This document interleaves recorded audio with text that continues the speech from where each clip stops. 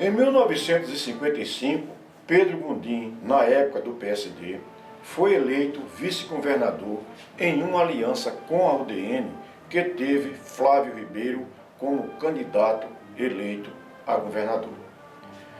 Por motivo de doença, Flávio Ribeiro se afastou do governo em janeiro de 1958. Pedro Gondim assumiu o governo até março de 1960, quando renunciou para ser candidato a governador nas eleições daquele ano.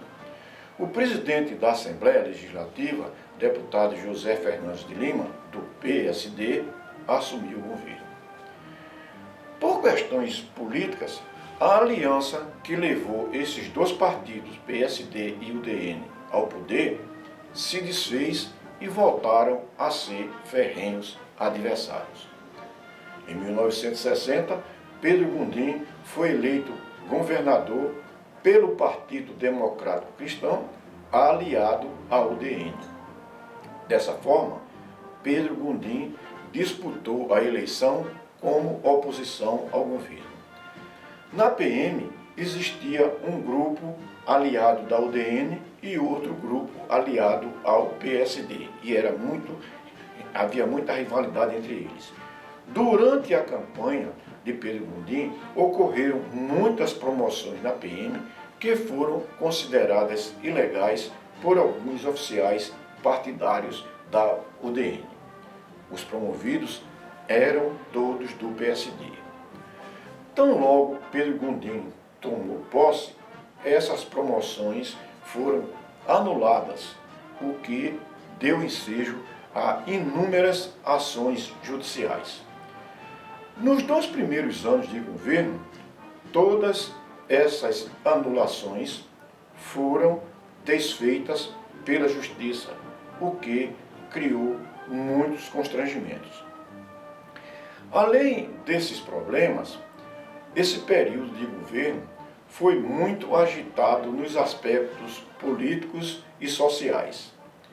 Foi a época da atuação das ligas camponesas, com registros de fatos muito violentos, como, por exemplo, o assassinato do camponês João Pedro Teixeira e a chamada tragédia de Mari, onde foram assassinados 11 pessoas.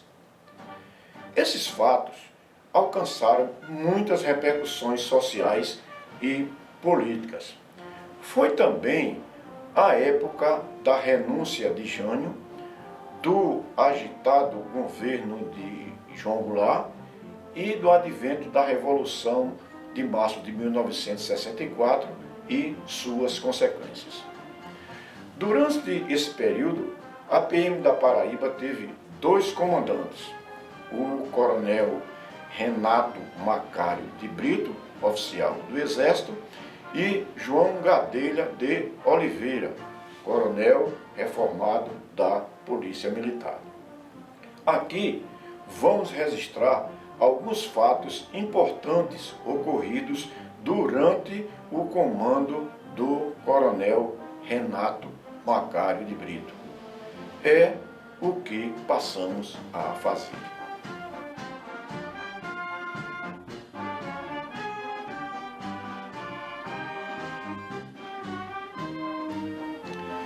Renato Macário de Brito, natural do Crato, Ceará, ingressou no Exército Brasileiro em 1943 com 21 anos de idade. Foi aspirante e oficial subalterno no decorrer da década de 1940. Foi promovido a capitão em 1952 e a major em 1960.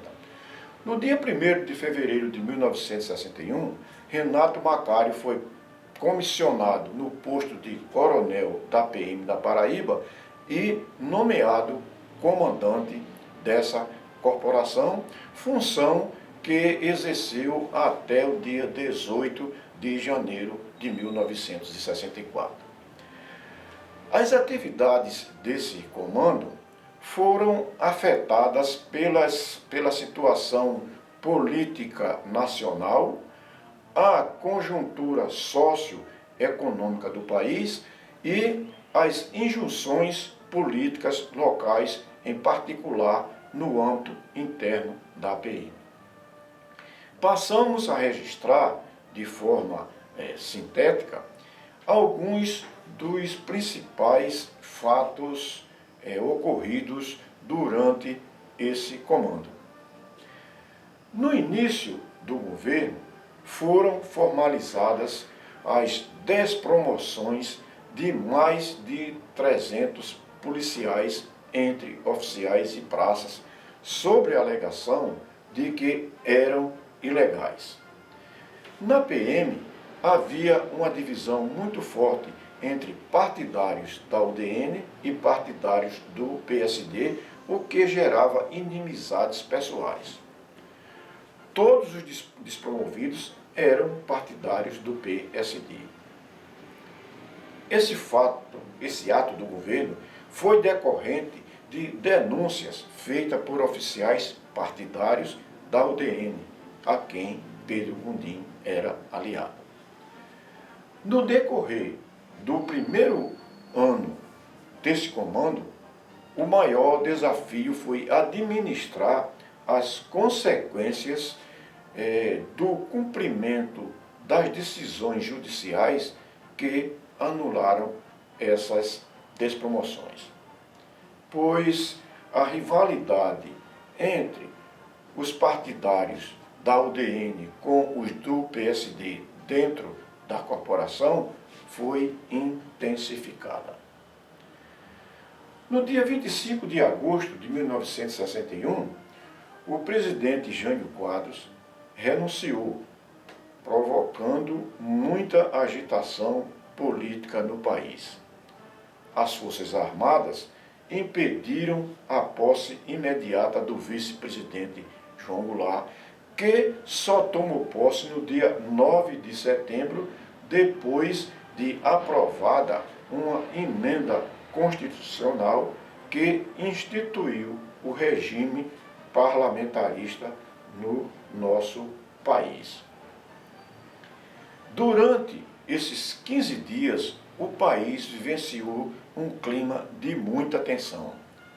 Por essa razão, todo o efetivo da PM ficou em regime de rigorosa prontidão, com mais de 600 homens diariamente aquartelados durante esse período.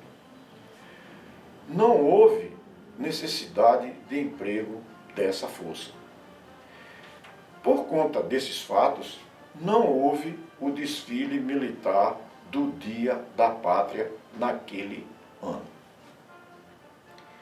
No período de março a setembro de 1961, o coronel Macário exerceu cumulativamente as funções de chefe de polícia, o que atesta o grau de confiança e prestígio que ele gozava no governo.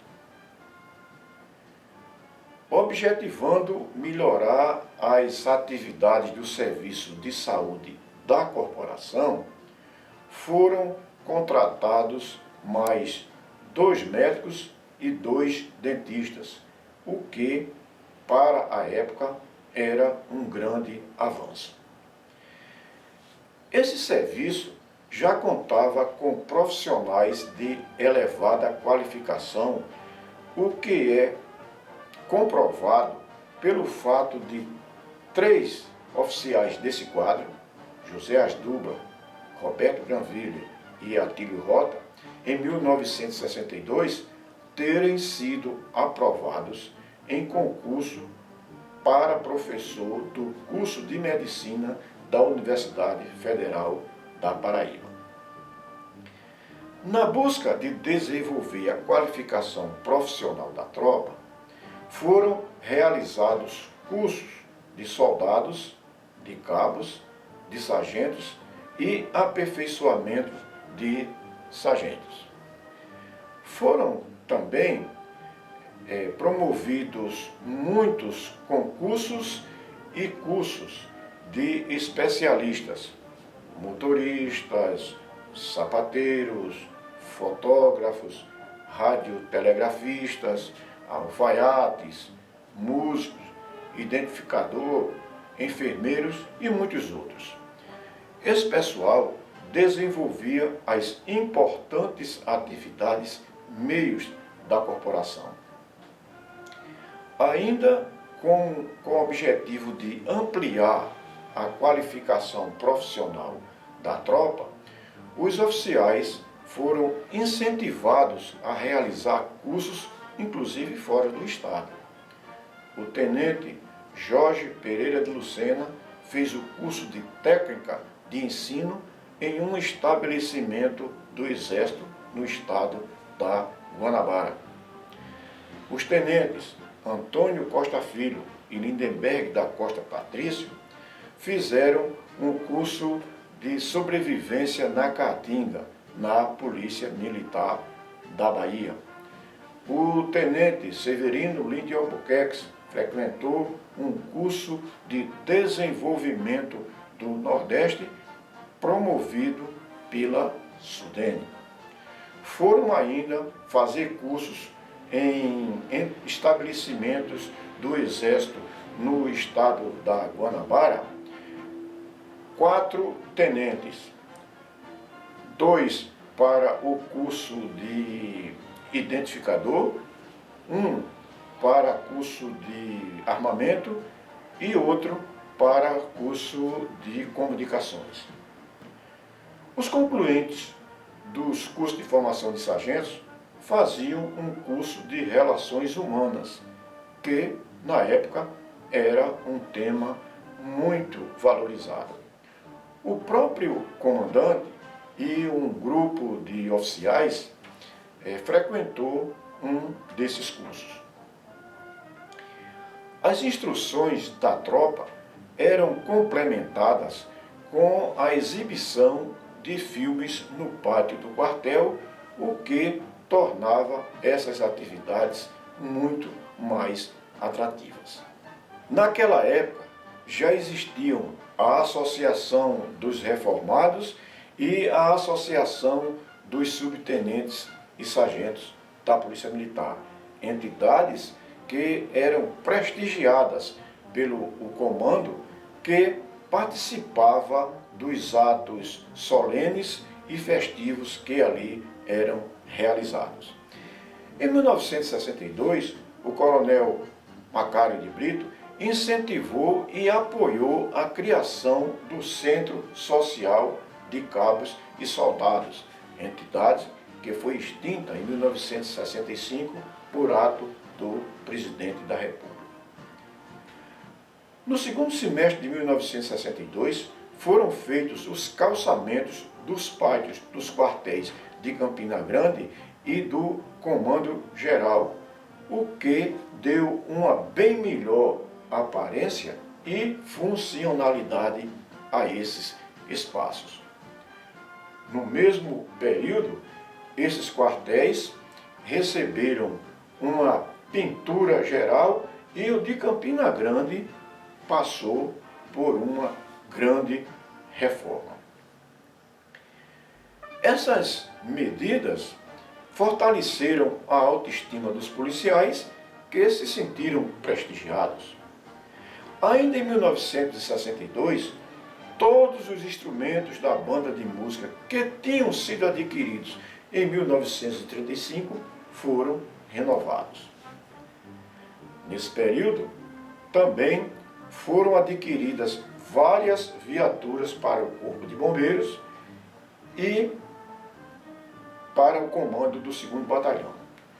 Os conflitos entre os integrantes das ligas camponesas e os grupos armados que defendiam as grandes propriedades rurais na região da Mata Paraibana foram se agravando com a sucessão de fatos violentos, entre os quais se destacaram os seguintes: conflito na Fazenda Miriri, que resultou em 3 mortos, 2 PMs e um camponês. fato ocorrido no dia 13 de março de 1961. Assassinato do camponês João Pedro Teixeira, ocorrido no dia 2 de março de 1962. Assassinato do usineiro Rubens Regis, no dia 13 de fevereiro de 1963.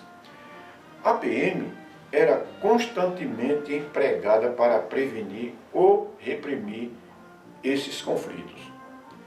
Essa situação se agravou ainda mais no dia 15 de janeiro de 1964, quando ocorreu o episódio que ficou conhecido como a tragédia de Mari, quando foram assassinadas 13 pessoas, aliás, 11 pessoas, das quais 3 eram policiais militares. Os autores materiais do assassinato de João Pedro Teixeira foram 2 cabos da PM, que foram presos e expulsos da corporação.